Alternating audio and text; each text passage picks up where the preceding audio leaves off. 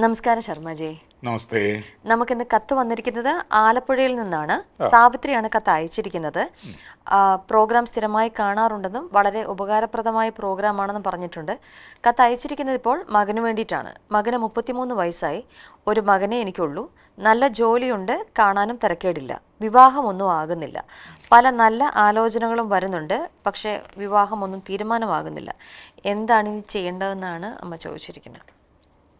ഇത്തരം കത്തുകളാണ് കൂടുതലും വന്നത്. കൂടുതലും വരുന്നത്. ഗ്രഹനിലയിൽ വളരെ അപൂർവമായി വരുന്നതാണ്. എങ്കിലും ഇപ്പോൾ സർവ്വസാധാരണമായി കണ്ടുവരുന്നു. കാളസർപ്പം പല രീതികളിലുണ്ട്. വിവിധതരം കാളസർപ്പങ്ങളുണ്ട്. അത് ജനിച്ച ലഗ്നത്തിൽ ഖേതുവും വിവാഹസ്ഥാനത്തെ രാഹുവും അവയ്ക്കുള്ളിലായി പ്രധാന ഗ്രഹങ്ങളെല്ലാം അടയുമ്പോൾ, അതായത് പ്രധാന ഗ്രഹങ്ങൾക്ക് വെളിയിലായി ലഗ്നവും ഏജിൽ രാഹുവും ലഗ്നത്തിൽ ഖേതുവും, അങ്ങനെ രാഹുകേതുക്കൾക്കുള്ളിലായി ലഗ്നം ഉൾപ്പെടെ എല്ലാ ഗ്രഹങ്ങളും നിൽക്കുമ്പോൾ അതിനെ കാളസർപ്പം എന്ന് പറയുന്നു.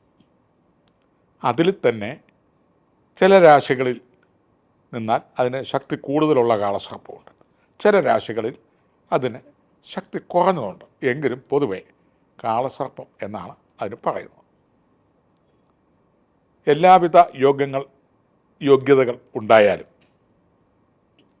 ഇണജീവിത താല്പര്യക്കുറവോ ഇണജീവിതം ഇണങ്ങിക്കിട്ടാതെ വരികയോ ഇണ വരാതിരിക്കുകയോ ഇണയുമായി ഒത്തുപോകാൻ ബുദ്ധിമുട്ട് വരികയോ അല്ലെങ്കിൽ ജാതക സംബന്ധമായിട്ട് ജാതകപ്പൊരുത്തം കിട്ടാതെ വരികയോ അതുമല്ലെങ്കിൽ തൊഴിൽ, കുടുംബം ഇങ്ങനെയുള്ളതൊക്കെ മറ്റ് മനുഷ്യരുടെ നോട്ടത്തിൽ മഹനീയമെങ്കിലും വരാനിരിക്കുന്ന വധുവിനെ സംബന്ധിച്ച് അവർക്ക് അതത്ര യോഗ്യമല്ല എന്നുള്ള രീതിയിൽ വരിക.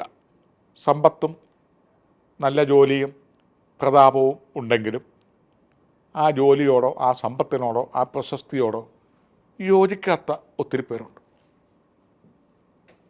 അതിൻ്റെ കഴിഞ്ഞ എപ്പിസോഡുകളിൽ പറഞ്ഞ പോലെ വൻ സിനിമാ താരമോ വൻ രാഷ്ട്രീയ താരമോ വൻ ഏതെങ്കിലും പോലീസ് പട്ടാള മേധാവികളോ അല്ലെങ്കിൽ ന്യായാധിപ സ്ഥാനങ്ങളിലോ അതുപോലെയൊക്കെ ഉള്ള മഹനീയവും സമ്പൂജ്യവുമായ അല്ലെങ്കിൽ ജനപ്രിയമായ ജനങ്ങൾക്ക് ആകർഷണമുള്ള മേഖലയിലൊക്കെ വർക്ക് ചെയ്യുന്നവരും അല്ലെങ്കിൽ ഗ്രാമപ്രധാനിയായി ജീവിക്കുന്ന ജനപിന്തുണയോടുകൂടി ഒക്കെ ഉള്ള സമൂഹത്തിൽ ജീവിച്ചു വളരുന്ന ഒക്കെ ആണെങ്കിലും അതിനകത്ത് അതിപ്രകാരം നമുക്ക് ഇണങ്ങി ഒരു വധുവിനെ കിട്ടാൻ അല്ലെ ഒരു വധുവിനൊരു വരനെ കിട്ടാൻ ചിലപ്പം ആളുകൾ സമ്മതിച്ചില്ല അല്ലെങ്കിൽ അതിന് തയ്യാറായില്ല എന്ന് വരും. ഒന്നുമില്ല ഭയന്നിട്ട് അല്ലെ ഒപ്പത്തിനൊപ്പം നിൽക്കാൻ മാർഗമില്ലായിട്ട് അല്ലെങ്കിൽ അതിന് എത്ര കണ്ട് പേര് കൈയടിക്കുന്നെങ്കിലും ഒരാൾക്ക് ഒട്ടും താല്പര്യമില്ലാത്തൊരു ഫീൽഡ്, ഇങ്ങനെയൊക്കെയുള്ള വിവിധ ഭാഗങ്ങളുണ്ട്. ഇതിനെ കാളസർപ്പം എന്നും പറയും. ഇതിനകത്തൊക്കെ വിട്ടുവീഴ്ചകൾ ചെയ്യുന്നത് നല്ലതാണ്, ഏറ്റവും നല്ലതാണ്. വിട്ടുവീഴ്ചകൾ ചെയ്യുമ്പോൾ പിന്നീട് ആ വിട്ടുവീഴ്ചകൾ ചെയ്തതിനെ ചൊല്ലിയുള്ള മാനസിക സംഘർഷം ഉണ്ടാവരുത്. അത് പ്രത്യേകിച്ച് വിദ്യാഭ്യാസം, സൗന്ദര്യം ഇങ്ങനെയുള്ളതിൽ അത്ര കണ്ട് ഇണങ്ങി കിട്ടാതെ വരുമ്പം താഴേക്കടയിലേക്ക് പോകുന്നു.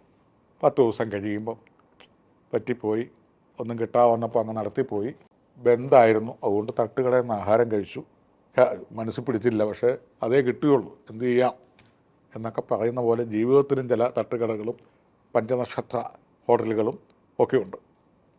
പിന്നീട് അതിനെപ്പറ്റി പശ്ചാത്തപിച്ചിട്ട് കാര്യമില്ല. ജ്യോതിഷപരമായ പ്രതിവിധി, കാളസർപ്പത്തിനുള്ള പ്രതിവിധികൾ, സർപ്പബലി, നവഗ്രഹ പൂജാതി കർമ്മങ്ങൾ ഒക്കെ ചെയ്ത് കഴിയുമ്പോൾ ഏറെക്കുറെ ഇണങ്ങിയത് വരും. പിന്നീട് നമുക്ക് പശ്ചാത്തപിക്കേണ്ടിയും വരികയാണ്. അതിൽ നല്ലോണം ഈ കാളസർപ്പം മുതലായതും കേമദ്രമം മുതലായതുമൊക്കെ ഇന്നും ഈ നൂറ്റാണ്ടിലും ഏറെക്കുറെയൊക്കെ സത്യമായിട്ട് വരുന്നുണ്ട്. പല മേഖലകളിലും നമുക്ക് ഈ സയൻസ് ഇതിനെയൊക്കെ കവച്ചു വച്ചിട്ടുണ്ട്. ഉണ്ടെങ്കിലും പക്ഷേ തീർത്തും ഇവയെ നമുക്ക് തള്ളിപ്പറയാൻ പറ്റാത്ത ഒരു കാലമാണ്. അനുഭവത്തിൽ ഉണ്ട്. അതുപോലെ ഈ ജ്യോതിശാസ്ത്രവും കാലസർപ്പം, ഗജകേസരി ഇങ്ങനെയൊക്കെ പറയുന്നെങ്കിലും അത് സമൂഹത്തിൽ അല്ലെങ്കിൽ അത് ഒരു അധ്യയന ഒരു കോളേജുകളിലോ അല്ലെങ്കിൽ അക്കാഡമിക്കലായിട്ടുള്ള ഒരു അംഗീകാരം കൊടുക്കുന്നില്ലെങ്കിലും മനുഷ്യ മനസ്സുകളിൽ അത് തുളുമ്പി തന്നെ ഇപ്പോഴും നിൽപ്പുണ്ട്.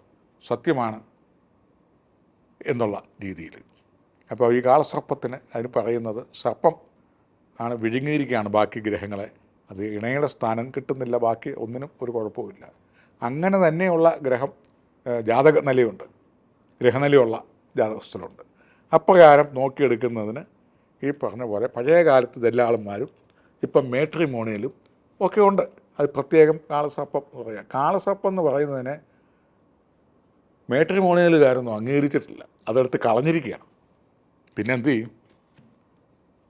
പിന്നെ അവശേഷിക്കുന്ന ഈ ഒന്നോ രണ്ടോ മൂലയിലൊക്കെ ഉള്ള ജ്യോതിഷന്മാരും ഒക്കെ ഉള്ളൂ. അവർ പറയുമ്പോൾ വേറൊരു ജ്യോതിഷനെ എന്നെ എതിർക്കുന്നു, അങ്ങനെയാണ് ഇങ്ങനെയാണ്. അങ്ങനെയൊന്നുമില്ല. ചന്ദ്രനിലേക്ക് പോയി, ഇനി ചന്ദ്രനും ഒരു ശക്തിയില്ല. ചൊവ്വയിലേക്ക് പോയാൽ ചൊവ്വയില്ല. സൂര്യനിലേക്ക് പേടകം പോയിട്ടുണ്ട്, ഇനി അതുമില്ല എന്നൊക്കെ പറയുന്ന ഒരു കാലങ്ങളുമുണ്ട്. എന്തായിരുന്നാലും നവഗ്രഹ ഹോമങ്ങൾ ചെയ്ത് രാഹുകേതുക്കൾക്ക് സർപ്പപ്രതിമയിലേക്ക് സമഷ്ടിയായി ആവാഹിച്ച് സർപ്പക്ഷേത്രത്തിൽ ഇരുത്തുക. സർപ്പബലി 100 പാലും വഴിപാടുകൾ ചെയ്യുക. കണിശമായിട്ടും ഏറെക്കുറെ ഇണങ്ങിയ ബന്ധങ്ങൾ വരും. വലിയ താമസമില്ല.